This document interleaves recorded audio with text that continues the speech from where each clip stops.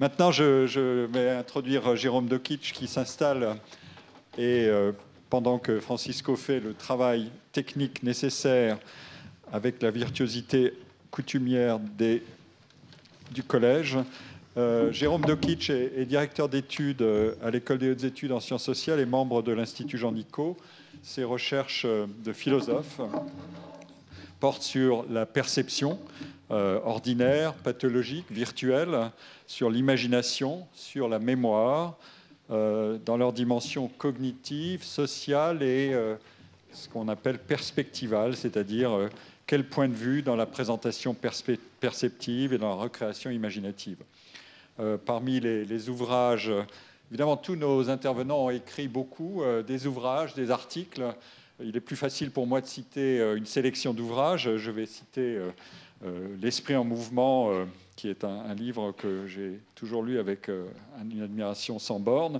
Ramsay, Truth and Success, avec Pascal Angèle, ou Qu'est-ce que la perception ? Ce sont des ouvrages écrits à différents moments de la carrière récente de Jérôme. Je lui donne tout de suite la parole. Merci Pierre-Michel. Donc, je vais vous parler de l'obscur objet du sentiment d'achèvement. Donc, je vais rester dans mon rôle, c'est-à-dire essayer de dégager quelques aspects du problème à partir de la philosophie cognitive, c'est-à-dire à partir de la philosophie de l'esprit et de la psychologie cognitive. Je remercie par ailleurs, j'en vois quelques-uns, mes étudiants de mon séminaire de l'HESS, dans lequel j'ai pu tester quelques idées mardi dernier. Le point d'entrée de mon propos est ce que je vais appeler le jugement d'achèvement. Alors, je ne veux pas dire que chaque fois qu'un artiste achève une œuvre, il forme explicitement un tel jugement. Mais pour des raisons méthodologiques, on peut partir des cas dans lesquels il est explicite que l'artiste considère d'une manière ou d'une autre, qui déclare l'œuvre terminée, par exemple, mais l'expression linguistique n'est pas nécessaire, il forme un jugement, le jugement que son œuvre, l'œuvre sur laquelle il est en train de travailler, est achevée, finie, terminée, aboutie, comme vous voulez. Pour l'instant, je ne ferai pas de distinction importante entre ces termes. Donc il y a des cas concrets, on peut prendre le jugement d'achèvement comme un donné empirique, si vous voulez. Dans certains cas, au moins, l'artiste forme des jugements d'achèvement.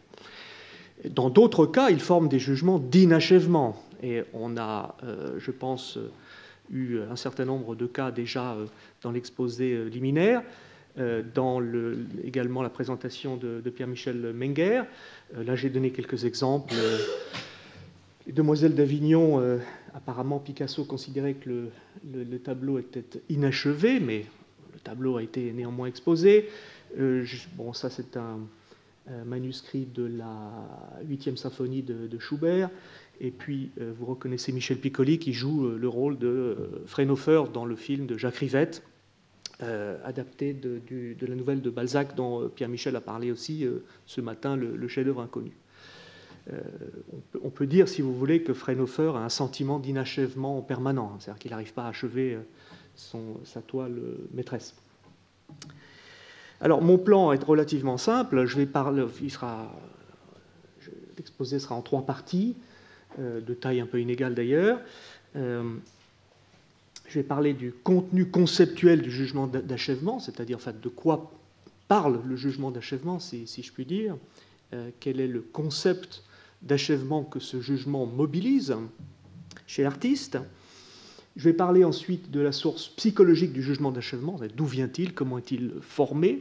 Et là, je vais faire référence à un modèle influent de la manière dont de nombreux types de jugements intuitifs sont formés. Et enfin, je dirais un mot sur l'ontologie de l'achèvement. J'entends par là simplement l'analyse du fait d'achèvement. Qu'est-ce qui fait qu'une œuvre est achevée et quelle est la relation entre le jugement d'achèvement et le fait d'achèvement. Je précise tout de suite qu'en l'espace d'une demi-heure, je ne vais pas pouvoir développer beaucoup de ces aspects, mais j'espère indiquer quelques pistes et aussi indiquer sans doute les limites de l'approche strictement psychologique du problème. J'y reviendrai en conclusion. Je pense qu'une des leçons Enfin, je n'avais pas vraiment travaillé sur cette question avant que Pierre Michel me le demande, et je me suis rendu compte, au fond, que la psychologie et la philosophie de l'esprit ont, à mon avis, des choses importantes à dire, mais qu'il faut identifier à un certain point le passage où le relais est transmis à d'autres disciplines, la sociologie, l'anthropologie, l'histoire de l'art notamment, et ainsi de suite. Donc, contenu conceptuel du jugement. Bon, lorsque l'artiste forme un jugement d'achèvement, il peut simplement dire « c'est fini ». Voilà, c'est fini. Bon, il mobilise tout de même un certain concept d'achèvement. Alors, il s'agit éventuellement d'un concept naïf, comme on dit parfois en psychologie, qui n'est pas tout à fait le même que le concept théorique qu'en tant que théoricien, on a envie de formuler, de définir. Mais il y a un certain concept d'achèvement dont on peut dégager certains traits. C'est ce que je vais faire dans les diapositives suivantes. Donc, je vais faire une sorte de théologie négative, si vous voulez, de l'achèvement, tout à fait incomplète, pour dire d'abord ce que l'achèvement n'est pas. Bon, déjà, l'achèvement d'une œuvre, ce n'est pas seulement le fait de mettre un terme au processus créatif. L'artiste, il existe de nombreux cas dans lesquels l'artiste décide de mettre un terme au processus créatif, c'est-à-dire d'arrêter de travailler, d'arrêter d'intervenir sur l'œuvre, sans considérer l'œuvre elle-même comme achevée, c'est-à-dire sans former un jugement d'achèvement et éventuellement en formant un jugement d'inachèvement. Donc mettre un terme au processus créatif et mettre un terme et considérer l'œuvre comme achevée sont deux choses différentes. Le jugement d'achèvement, enfin, c'est une remarque purement descriptive, si vous voulez, porte sur l'œuvre elle-même. C'est-à-dire c'est un jugement que l'artiste porte sur l'œuvre. Et s'il décide de mettre un terme au processus créatif, c'est parce que, dans les cas qui m'intéressent, il a formé le jugement que l'œuvre est achevée, et pas l'inverse, si vous voulez. Achever une œuvre, ce n'est pas la même chose non plus que la décision de la rendre publique ou de l'endosser. Un artiste peut décider de rendre son œuvre publique, c'est le cas des Demoiselles d'Avignon que j'ai citées au début, ou de l'endosser, c'est-à-dire de se l'approprier comme son œuvre, mais sans la considérer comme achevée. Donc, je pense qu'il y a des choses très intéressantes à dire, y compris du point de vue, enfin, notamment du point de vue de la sociologie, sur les conditions dans lesquelles un artiste décide de rendre son œuvre au public, de la divulguer, de la remettre dans le cadre d'une exposition, et ainsi de suite. Et de même, il peut considérer son œuvre comme achevée, mais ne pas décider de la rendre publique ou de l'endosser. Il peut décider de la garder pour lui ou de considérer que ça ne lui ressemble pas vraiment, mais tout en formant un jugement d'achèvement. Bon, ça délimite un tout petit peu le concept d'achèvement dont il est question ici. Bon, une œuvre achevée n'est pas non plus forcément artistiquement réussie, même du point de vue de l'artiste. On peut considérer que cette reproduction de la Joconde n'est pas tout à fait réussie, mais après tout, les goûts varient. Bon, peut-être que l'artiste a décidé à un certain moment de considérer plutôt que son œuvre était achevée, et par conséquent décider de mettre un terme, de mettre la dernière touche à son tableau et de ne plus y intervenir.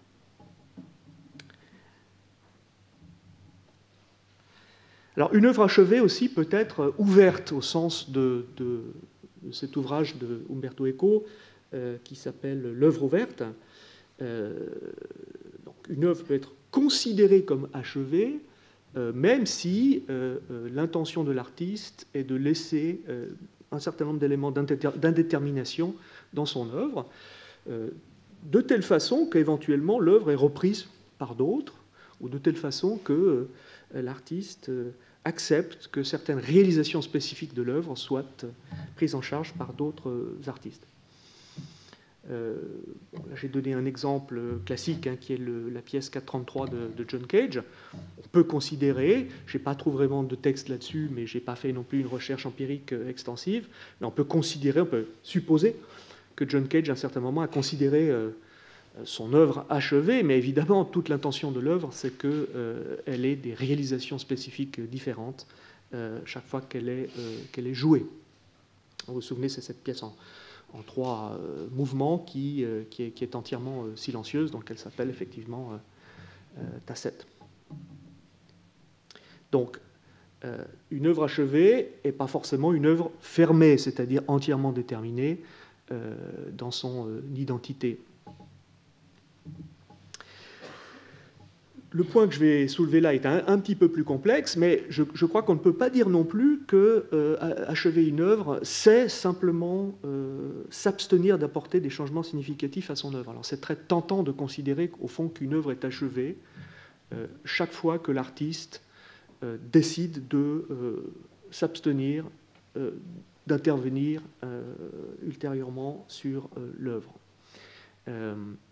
Il me semble que ça renverse, si vous voulez, l'ordre, le bon ordre de l'explication. Alors d'une part, cette proposition semble exclure la possibilité de revenir sur un jugement d'achèvement. Il y a ce passage dans le chef-d'œuvre inconnu de Balzac où Fraunhofer observe la toile de Porbus, un autre peintre, considère que cette toile est inachevée, vous vous souviendrez peut-être de ce passage, et magistralement achève en quelques coups de pinceau la toile de Porbus. Bon, on peut considérer que Porbus a, à un certain moment, jugé que son œuvre était achevée, mais éventuellement, en voyant la possibilité d'un achèvement de l'œuvre, en l'occurrence par Fraunhofer, il est possible qu'il ait pu revenir sur son jugement. Mais si, finalement, achever une œuvre, c'est simplement s'abstenir d'intervenir dessus, on perd une dimension, vous allez voir, normative du jugement d'achèvement, puisque le jugement d'achèvement, c'est le jugement, d'après moi, que l'œuvre ne doit pas être modifiée davantage. Donc dans ce doigt-là, il y a l'indication d'une dimension normative du jugement d'achèvement. Je reviendrai sur ce point aussi en conclusion. Donc le jugement d'achèvement ne semble pas porter sur le fait brut que l'artiste a acquis une telle disposition. Donc une œuvre n'est pas achevée dès lors que l'artiste acquiert cette disposition, qui est une disposition négative si vous voulez, mais en fait il acquiert cette disposition parce qu'il a formé le jugement, et éventuellement pour de bonnes raisons, je reviendrai aussi là-dessus un peu plus tard, le jugement que l'œuvre ne doit pas être modifiée davantage.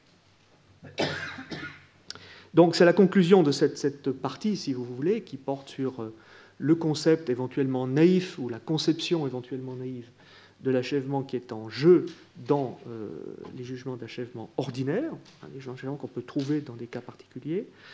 La conclusion, c'est que ce jugement a une dimension normative ou évaluative, si vous voulez, donc fait référence à certaines valeurs, à certaines normes, et ça c'est un trait indispensable du jugement normatif, du jugement d'achèvement.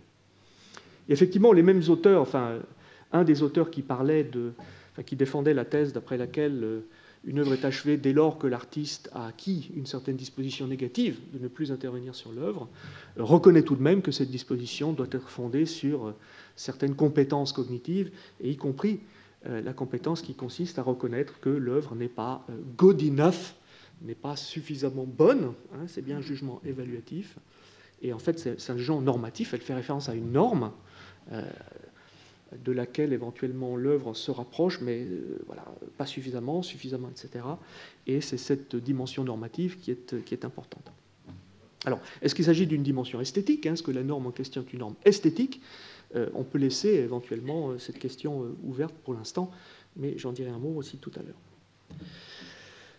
Alors passons maintenant à l'autre aspect de la question, à savoir la source psychologique du jugement d'achèvement.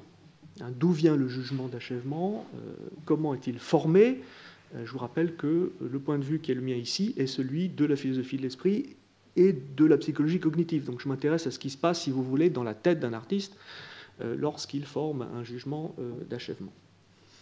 Alors, la psychologie du raisonnement repose sur une dichotomie fondamentale, qui n'est pas tout à fait la même qu'une dichotomie très similaire dans le domaine de l'épistémologie.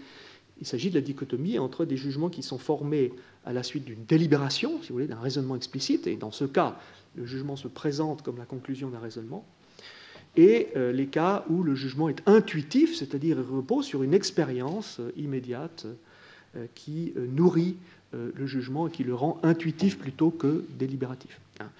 quand je forme un jugement, le jugement qu'il pleut, je peux le former parce que j'ai fait certaines inférences. J'ai vu que les gens rentraient dans la salle avec les habits mouillés, mais je peux aussi évidemment avoir la version intuitive du jugement, c'est-à-dire passer la tête par la fenêtre et constater qu'il pleut. Alors évidemment, le jugement d'achèvement, il peut être délibératif, il peut reposer sur toutes sortes de raisons, et d'ailleurs des bonnes et des mauvaises. Il peut s'agir de raisons purement pratiques, il faut arrêter. Les architectes connaissent le mode de la charrette, où finalement on arrête de travailler parce qu'il faut envoyer le projet, qui a un deadline et il faut le respecter. Donc éventuellement il forme un jugement d'achèvement, pas nécessairement, mais s'il le forme pour de mauvaises raisons éventuellement, c'est-à-dire pour des raisons purement pratiques ou pragmatiques. Mais ce qui m'intéresse ici, c'est plutôt les cas où l'artiste a comme une sorte d'intuition d'achèvement, c'est-à-dire qu'il a un petit peu le sentiment que l'œuvre est achevée et son jugement n'est pas le fruit d'un raisonnement explicite, mais il est bien le fruit d'une sorte d'intuition. Cette intuition, je vais l'appeler une expérience normative.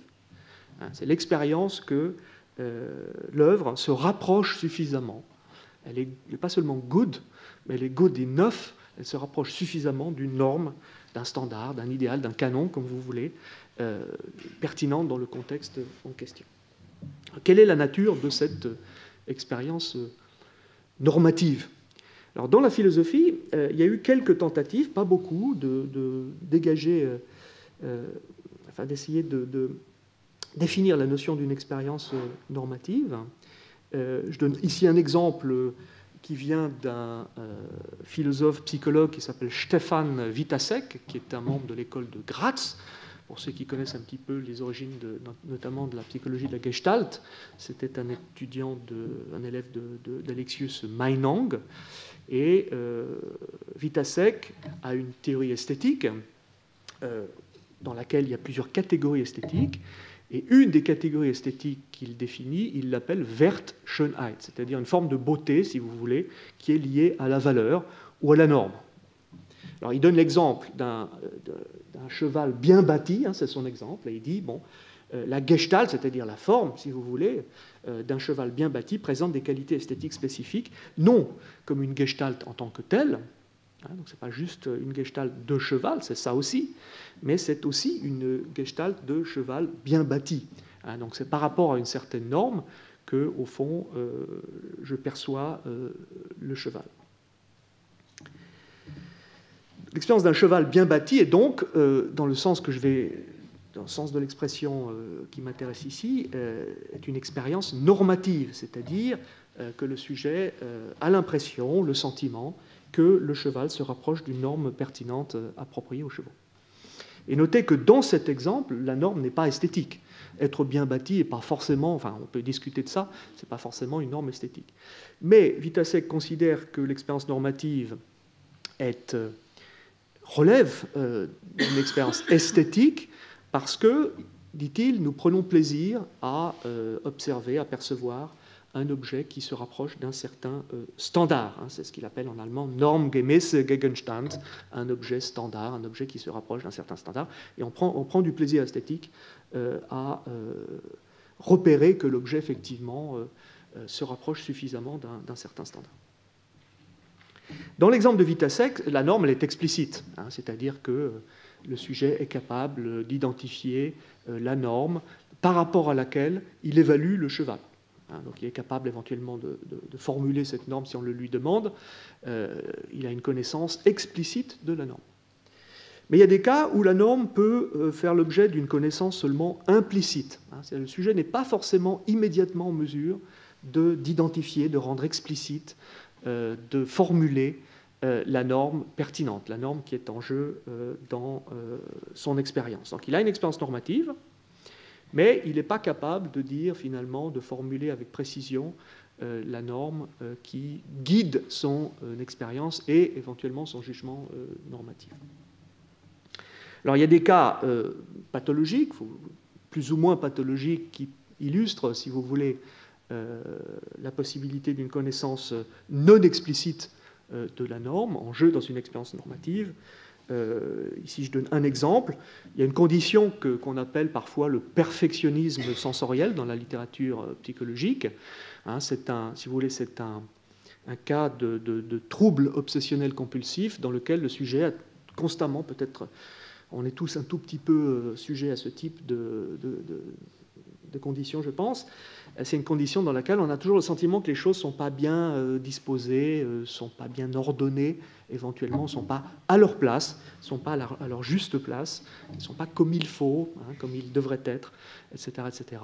Et évidemment, cette expérience normative est liée à la motivation d'arranger les choses, hein, d'essayer de faire en sorte que les choses soient éventuellement mieux ordonnées. Par exemple, un sujet dit que, en rangeant un livre sur un rayon, il a toujours l'impression que le livre n'a pas l'air tout à fait juste comme il faut. Et donc il essaye d'arranger les choses, mais il n'y arrive pas toujours. Pierre Janet, d'ailleurs, qui a enseigné dans cette prestigieuse institution, parlait du sens de l'imperfection. C'est bien une expérience normative, en l'occurrence elle est négative, hein. C'est l'expérience que quelque chose dévie d'une certaine norme, par opposition à l'expérience du cheval bien bâti, qui est une expérience normative positive, mais c'est bien une expérience normative dans laquelle la norme n'est pas forcément explicite. Alors, vous me direz, si la norme n'est pas explicite, comment sait-on de quelle norme il s'agit? En regardant ce que le sujet est disposé à faire, ce qu'il est motivé à faire, hein, comment il va faire. Dans certains cas, on peut constater qu'en fait, c'est un problème de symétrie, par exemple, ou que c'est un problème d'alignement. Hein. Donc, il aligne les objets, hein, on peut le constater dans certains cas. Et donc, on sait que la norme implicite, ça va être des normes du type symétrie, alignement, etc., etc. Mais dans d'autres cas, un peu plus pathologiques, il se trouve que le sujet a une expérience normative, mais qu'en réalité, il n'y a pas de norme cohérente qui guide son expérience. Il a toujours l'impression que les choses ne vont pas, hein, qu'elles pourraient être améliorées. Il essaye éventuellement de les améliorer, mais il n'est jamais satisfait, il n'est jamais content. Non pas parce qu'en fait, on ne se rapproche jamais de la norme, mais parce qu'on ne sait pas trop de quelle norme il s'agit. En d'autres termes, il est possible, y compris dans le cas particulier que je viens de présenter, que l'expérience normative soit un leurre, c'est-à-dire, en fait, implique une forme d'illusion de normativité. On a l'impression qu'il y a une norme, mais en fait, il n'y en a pas. Et ça, c'est une expérience très importante aussi. Il est très important d'en dégager les contours et éventuellement d'identifier les conditions dans lesquelles elle apparaît. Voilà, donc pour résumer ici cette partie, il y a trois types d'expériences normatives. Hein. Il y a des expériences normatives dans lesquelles il y a véritablement une norme sous-jacente, hein, qui guide l'expérience. C'est le cas du cheval bien bâti et des troubles obsessionnels compulsifs, où ce qui est en question, c'est le non-alignement ou l'absence de symétrie, et ainsi de suite. Donc cette norme peut faire l'objet d'une connaissance explicite ou non, mais il y a aussi les cas que j'appelle illusion de normativité, où effectivement on est dans un cas de figure un peu différent, puisque on constate que l'expérience ne renvoie pas à une norme cohérente. C'est une expérience qui est possible précisément parce que la norme peut faire l'objet d'une connaissance implicite. Donc le sujet peut avoir une expérience normative sans savoir. Donc si vous voulez, il y a une part d'obscurité ici dans l'expérience normative, sans savoir vraiment ce qui guide son expérience et éventuellement le jugement intuitif que cette expérience va nourrir. Alors pourquoi je mentionne ce cas? Parce qu'il est possible, c'est quelque chose qui doit être laissé, une question qui doit être laissée ouverte, qui doit être débattue, que l'expérience d'achèvement, que le jugement d'achèvement, quand il est intuitif, repose sur une illusion de normativité.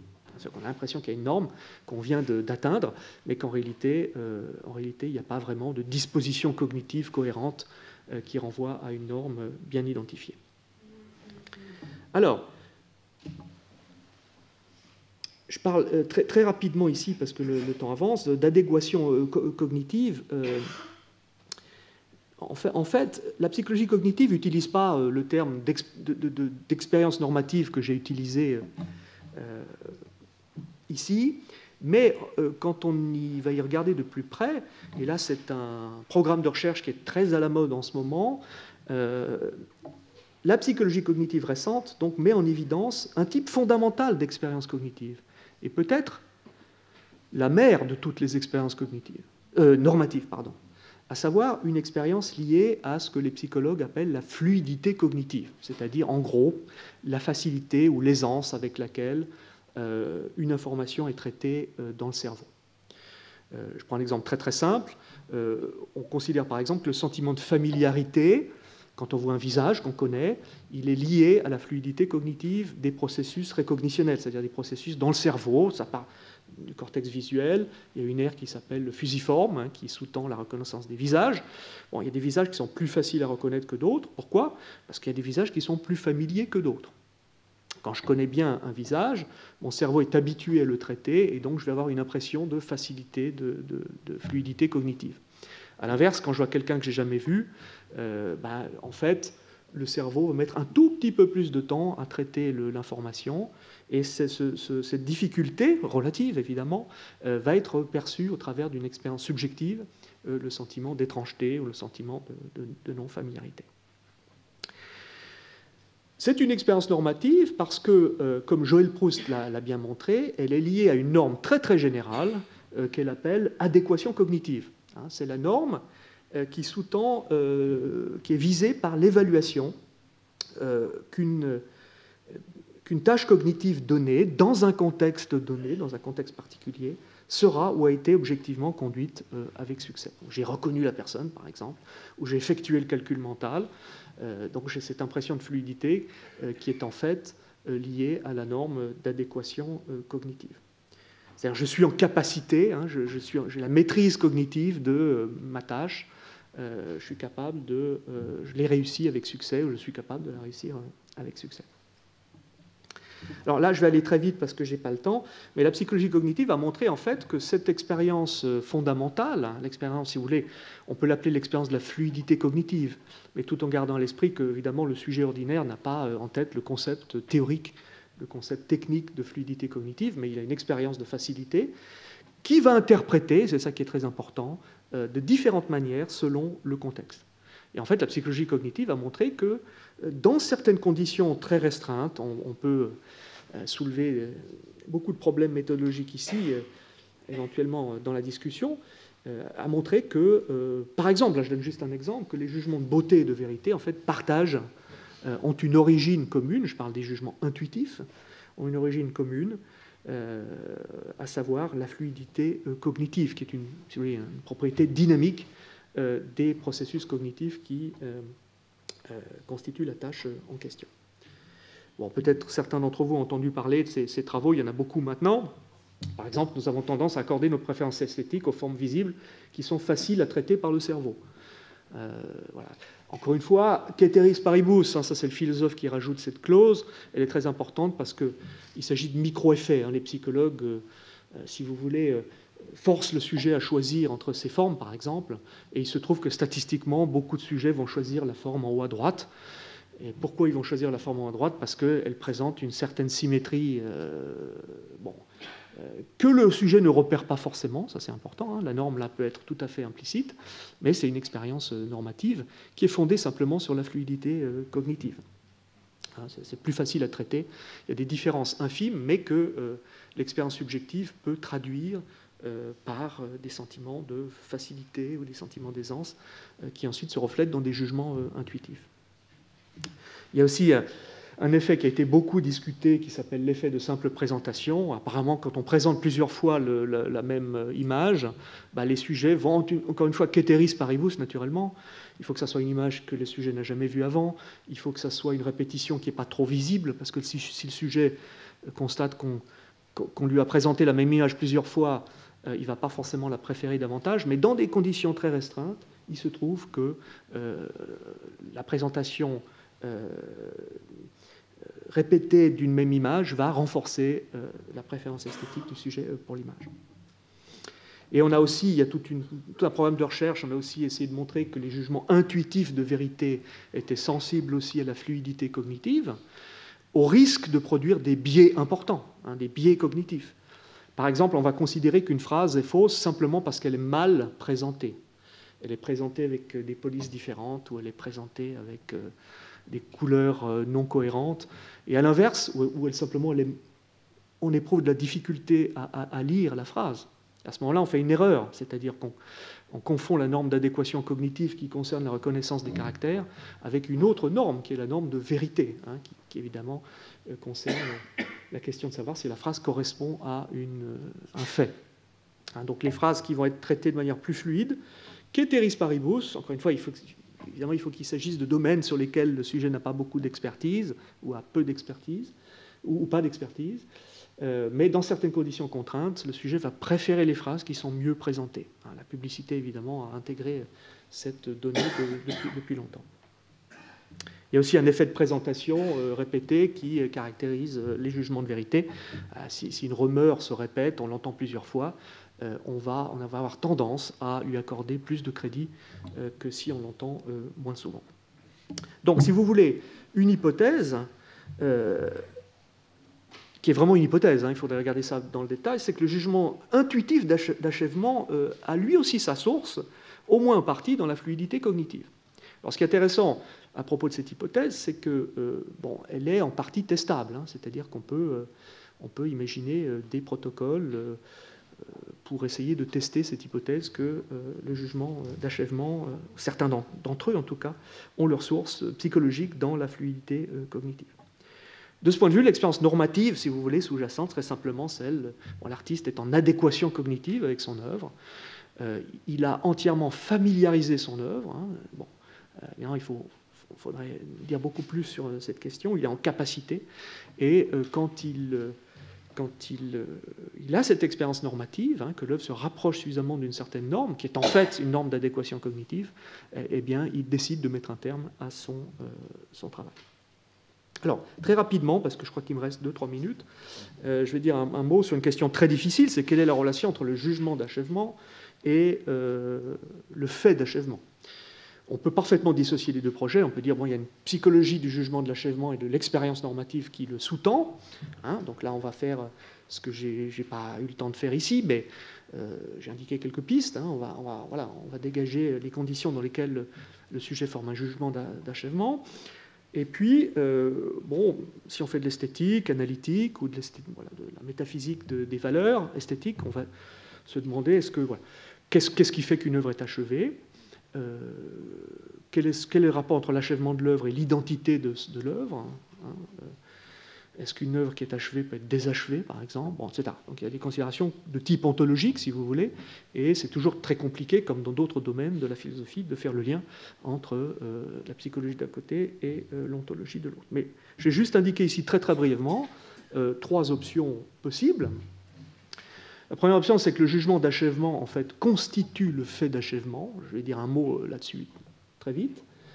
Une deuxième option, qui est l'option que le jugement d'achèvement, en fait, reflète bien le fait d'achèvement. Donc, le jugement d'achèvement, c'est le résultat d'une certaine compétence cognitive du sujet, et c'est une compétence qui reflète bien les conditions dans lesquelles l'œuvre est effectivement achevée. Et puis, donc, les 2 premières options sont des options qui sont, si vous voulez, optimiste d'un point de vue épistémologique, qui considère qu'il y a un lien étroit. Alors le lien, il est constitutif dans le premier cas, il est seulement empirique dans l'autre. Il y a un lien entre le jugement d'achèvement et le fait d'achèvement. Et puis il y a une troisième option qui est plus pessimiste, évidemment, qui considère que le jugement d'achèvement est sans rapport avec le fait d'achèvement. Alors très brièvement, il me semble qu'on peut exclure la première option. Il me semble que si on prend au sérieux l'idée que le jugement d'achèvement, et encore une fois c'est une remarque descriptive, ou phénoménologique si vous voulez, a une dimension essentiellement normative, on ne peut pas tenir une théorie par exemple performative du jugement d'achèvement ou de l'énoncé d'achèvement, une théorie d'après laquelle finalement le jugement d'achèvement rend l'œuvre achevée. C'est parce que l'artiste dit que l'œuvre est achevée que l'œuvre est achevée. D'accord ? Donc de même, si Pierre Michel dit tout à l'heure, je déclare la séance ouverte, il n'est pas en train d'écrire quelque chose qui se passe, il est en train d'ouvrir la séance. On pourrait aussi considérer que l'artiste, en fait, dit quelque chose comme je déclare l'œuvre achevée, et ça rend l'œuvre achevée. Alors je pense qu'il y a certains éléments de type philosophique qui militent contre cette possibilité. Bon, la deuxième est intéressante, mais évidemment, il faudrait... c'est-à-dire la possibilité que le jugement d'achèvement soit une véritable compétence cognitive, hein, qui reflète un fait d'achèvement. Mais là, effectivement, il faudrait, pour justifier cet optimisme épistémologique, il faudrait en dire beaucoup plus sur la manière dont cette expérience éventuellement est construite par interprétation et d'où vient l'interprétation en question. Et la troisième option, c'est l'option plus pessimiste. Quand on lit la psychologie cognitive, on voit que les psychologues sont très souvent davantage intéressés par les cas où il y a erreur, où il y a biais, où il y a illusion, parce que c'est plus intéressant, ça fait vendre aussi plus de livres et ça fait publier plus d'articles. Mais évidemment, on peut se poser la question si les psychologues n'exagèrent pas aussi notre capacité à nous tromper ou à tomber dans toutes sortes d'illusions. Mais il est possible, et je ne peux pas le montrer en 30 minutes, je ne peux pas le réfuter en 30 minutes, il est possible aussi que le sujet soit victime, comme je l'ai dit, d'une illusion de normativité. C'est-à-dire, au fond, il décide d'arrêter parce qu'il juge que l'œuvre est achevée, mais au fond, il se trompe de norme. Il se trompe de norme, alors soit il n'y en a pas, en fait, soit c'est une norme qui n'a pas grand-chose à voir avec le fait de l'achèvement tel qu'il devrait être éclairé par les philosophes de l'esthétique, ou les sociologues, ou les anthropologues, ou les historiens, etc. Voilà. Donc ces trois options. Évidemment, je penche plutôt sur la deuxième, mais c'est juste une déclaration ici, je n'ai pas les moyens de la défendre. Donc en conclusion, c'est ma dernière diapo. Trois conclusions très générales qui correspondent aux trois parties de l'exposé. Le jugement qu'une œuvre est achevée a une dimension normative essentielle. J'espère que ce n'est pas entièrement trivial. Ça exclut, comme je l'ai dit, une théorie performative de l'achèvement, du jugement d'achèvement. Le jugement d'achèvement peut résulter d'une évaluation intuitive. Ce n'est pas toujours un raisonnement qui conduit à ce jugement. Comme se rapprochant suffisamment d'une norme spécifique, elle peut être esthétique ou non, ça c'est à discuter. Ça peut être une norme artistique qui n'est pas une norme esthétique. Jean-Marie Schaeffer nous demande à plusieurs reprises de faire attention à distinguer la question des normes artistiques de la question des normes esthétiques. Elles ne sont pas sans rapport, mais ce n'est pas le même type de normes. Et enfin, la question de savoir si une telle évaluation reflète l'achèvement de l'œuvre dépend de l'existence possible de biais interprétatifs et ou d'illusions de normativité. Donc, à mon avis, c'est là que le philosophe et le psychologue doivent passer le relais éventuellement à d'autres disciplines, puisque la mise en évidence de ces biais d'interprétation ou de ces illusions normatives, elle ne peut pas se faire sans la prise en considération du contexte plus large, évidemment, dans lequel le sujet forme le jugement d'achèvement. Mais bon, la psychologie a quand même pour tâche de regarder ce qui se passe dans la tête du sujet. Mais parfois, pour regarder ce qui se passe dans la tête du sujet, il faut aussi regarder autour du sujet. Et c'est évidemment ce qu'il faut faire en particulier à propos de la question du jugement et de l'expérience d'achèvement. Pardon, j'étais un peu long, je vous remercie.